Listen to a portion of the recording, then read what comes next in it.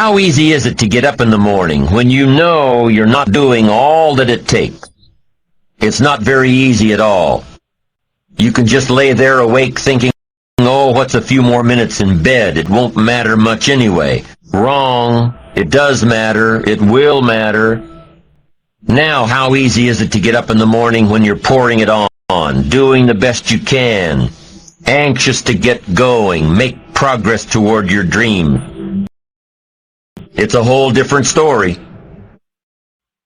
When you're resting to renew your reserves, it's much different than resting to avoid your day. When you're psyched up and excited for your life, when you're excited for what you've planned to accomplish for the day, it's amazing. You'll wake up before the alarm clock even tries to startle you awake. Your successes fuel your ambition. Your successes give you extra energy. Your successes pave the way for more successes. It's the snowball effect. With one success, you're excited to meet another, and another, and another. And pretty soon, the disciplines that were so difficult in the beginning, the disciplines that got you going, are now part of your philosophy. How do you know when you're successful? Do you have to be a millionaire? No. All we ask of you is that you earn all you possibly can. If you earn $10,000 a year and that's the best you can do, that's enough. God and everything else will see to it that you're okay. The key is to just do the best you can. If it's $10,000 a year, wonderful. If it's $100,000 a year, wonderful. If it's $1 million a year, wonderful. It doesn't matter $10,000 a year or $1 million a year. It doesn't matter as long as you've done the best you possibly can. Earn the most you possibly can. Be the most you possibly can. And here's why.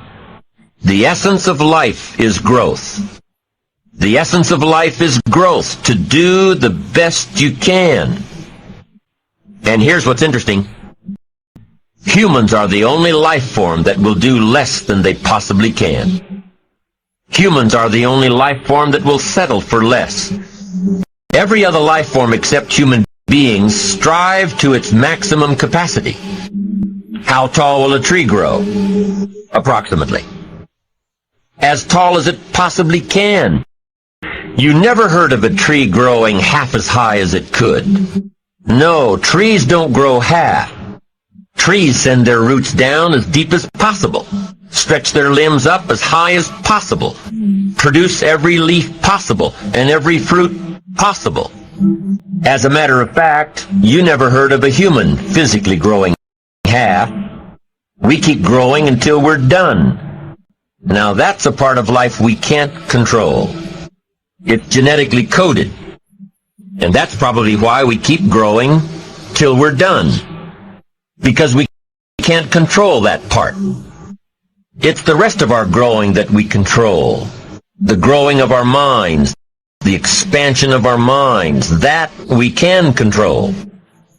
And that's what tends to get away from us. All life forms inherently strive to their max except human beings. Now, why wouldn't human beings strive to their maximum possibility? Here's why. Because we've been given the dignity of choice. It makes us different than alligators and trees and birds. The dignity of choice makes us different than all other life forms. And here's the choice. To become part of what we could be, enough to get by, or to become all that we can be. My best advice for you is to choose the all. Earn all you can, make all the friends you can, read as many books as you can, develop as many skills as you can, see as much as possible, do as much as possible, make as much fortune as possible, give as much of it away as possible.